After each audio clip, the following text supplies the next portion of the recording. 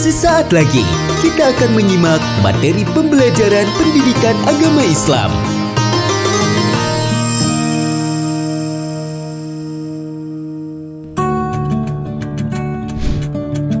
Assalamualaikum warahmatullahi wabarakatuh.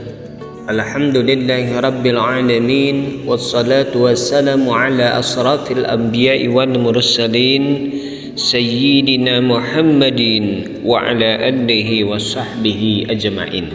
Amma ba'd.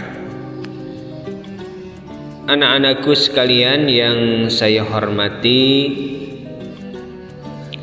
marilah kita bersama-sama dalam kesempatan ini melanjutkan kajian kita dalam bahasan pembelajaran kita, yaitu berkaitan dengan syirkah.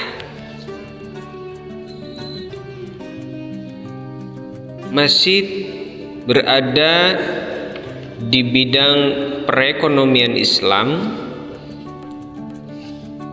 sebagaimana kita telah bahas pada pertemuan yang lalu.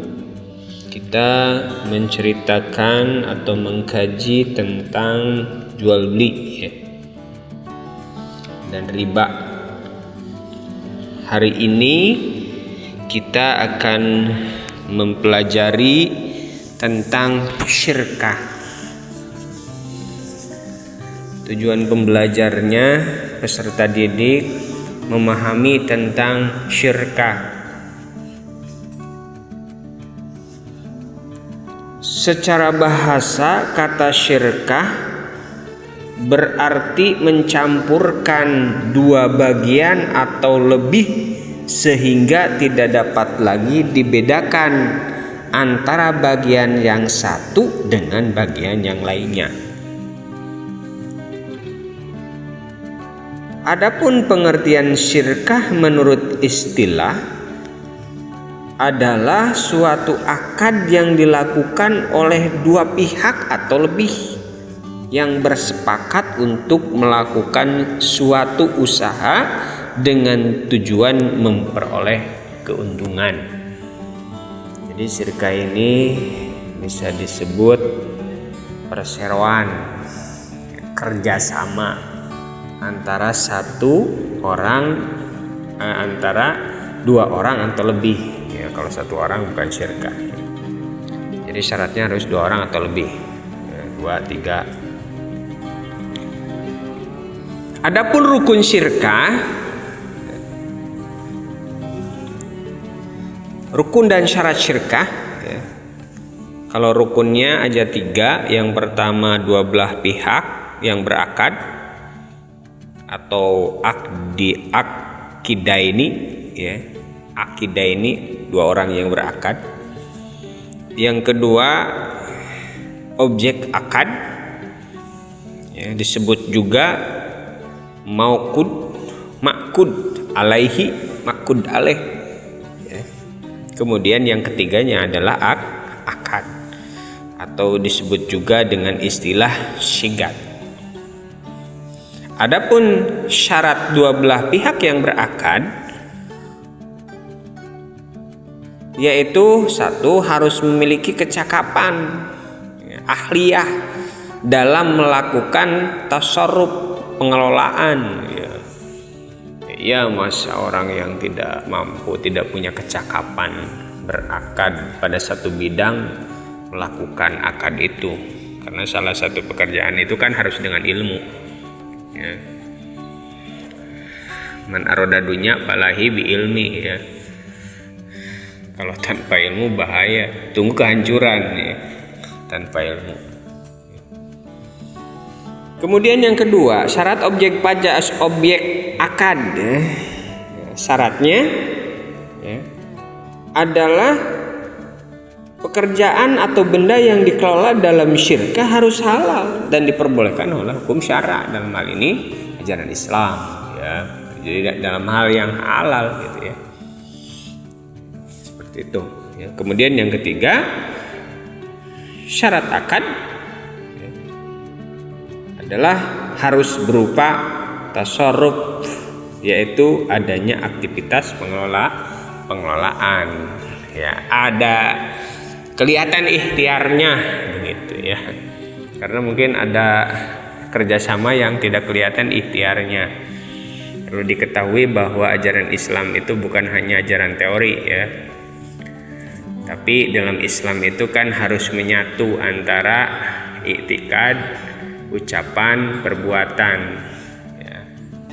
Jadi kalau teori mungkin hanya ucapan saja ya, dan iktikad dan ucapan saja teorinya ya, tapi pelaksanaannya tidak ada ya. Berarti dalam ajaran Islam itu harus sinkron ya. Ada iktikad, ada ucapan, kemudian ada teori, ada iktikad, ada ucapan, ada perbuatan. Perbuatan itu adalah kasabnya.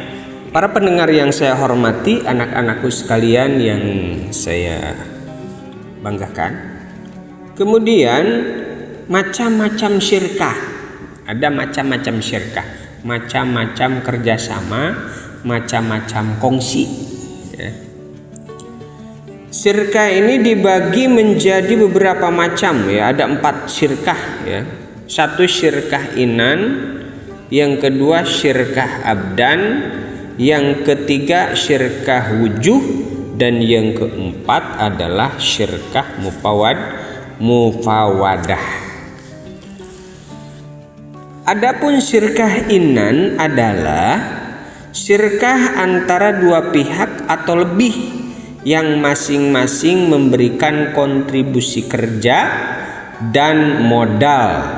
Syirkah ini hukumnya boleh. Jadi syirkah kerjasama di mana-mana kedua belah pihak masing-masing memberikan modal dan bekerja bareng. Ya, contoh Pak Ahmad bekerjoin dengan Pak Asep, masing-masing memberikan uang sebesar 100.000. Jadi merendihijikeun jadi 200.000. Kemudian yang 200.000 itu diolah oleh mereka berdua ya. Dibuatlah peuyeum atau tape ya, 200.000 pakai modal nyen peuyeum, dijual. Hasilnya dibagi sesuai kesepakatan. Jadi masing-masing mengeluarkan modal, masing-masing bekerja. Itu namanya syirkah inan. Yang kedua, syirkah abdan. Syirkah abdan adalah syirkah antara dua pihak atau lebih yang masing-masing hanya memberikan kontribusi kerja tanpa kontribusi modal. Kontribusi kerja itu dapat berupa kerja pikiran ataupun kerja fisik. Syirkah ini juga disebut syirkah amal. Yang kedua adalah syirkah abdan. Ya mantep mere modal, tidak memberikan modal ini mah. Hanya siap tenaga, siap pikiran saja.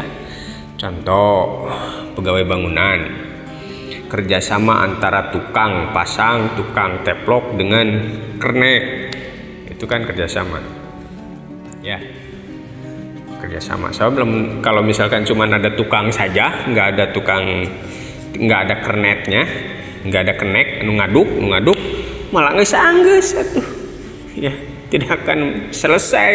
Jadi kerjasama ya. Oke, kemudian syirkah wujuh. Syirkah wujuh adalah kerjasama karena didasarkan pada kedudukan ya, kedudukan seseorang atau keahlian ya di tengah masyarakat misalkan. Contoh ya, ada orang yang punya barang untuk dijual nih ya. Katakan saja ada punya domba. Kalau di Garut domba Garut ya. Kalau di Banggala kambing, embe. Nah, pemilik kambing, pemilik domba. Kemudian ada dua orang ahli dagang, tukang dagang ya. Yang dua orang itu join ya, kerjasama ya. Kerjasama apa? Menjual kambingnya pemilik kambing yang tadi. Misalkan Pak Ahmad punya kambing, kemudian Asep jeung AA ahli dia di bidang menjual menjual kambing, maka Pak Ahmad itu menyuruh kepada Pak Asep dan Pak AA untuk menjual kambing. Berarti kan kerjasama, seorang pemilik kambing, yang kedua yang menjualkan kambing ya. Di Pak Asepna 2 juta ya, dijual oleh yang dari Pak Ahmadnya pemilik kambing 2 juta, kemudian dijual oleh orang yang berdua itu ya dengan harga 2.500.000. Maka yang 500.000-nya itu dibagi 2 antara Pak Asep dengan Pak AA yang menjual ya. Jadi dia mah kerjasama.